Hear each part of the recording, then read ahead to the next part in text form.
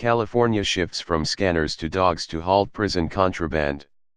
California is turning from mechanical scanners to canine sniffers in its latest intensive attempt to catch smugglers who import drugs into state prisons.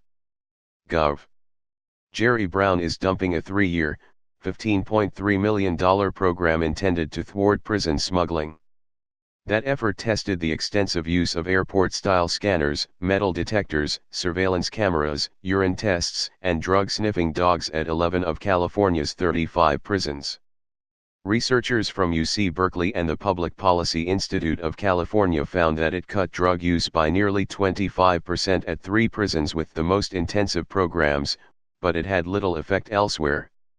They also found no measurable decline in prison violence, although that had been one of the program's goals.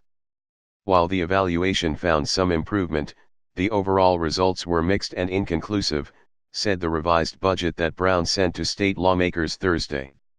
He instead is seeking to add 27 canine teams to the 43 dogs that already work in the Department of Corrections and Rehabilitation. The 70 teams would be enough to have 2 dogs at every state prison. They are trained to sniff out drugs, cell phones and other contraband, and would be used to search housing units, parking lots, vehicles, incoming mail, prison entrances, and around prison fences. Brown wants $6.7 million to expand the program in the fiscal year that begins July 1 and $5.9 million annually after that. The department will also continue to use scanners and metal detectors that are primarily used to detect cell phones, which are illegal behind bars.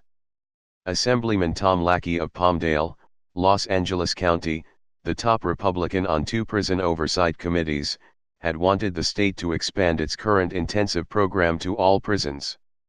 While this is a less comprehensive approach than the pilot program, we need to focus on stemming the flow of drugs, Lackey said in a statement. We need to continue monitoring this problem and evaluating what the best response is. He and State Sen. Joel Anderson of Alpine, San Diego County, the ranking Republican on the Senate's prison oversight committees, said it is important to cut drug use because of the harm it does both inside prisons and when inmates are paroled. Don Spector, director of the nonprofit Prison Law Office, which advocates for inmates, cautioned that the dogs must be properly trained to avoid problems. If they aren't, they can give a lot of false positives, which would mean a lot of people would get searched or the vehicle would get searched for the wrong reasons, he said.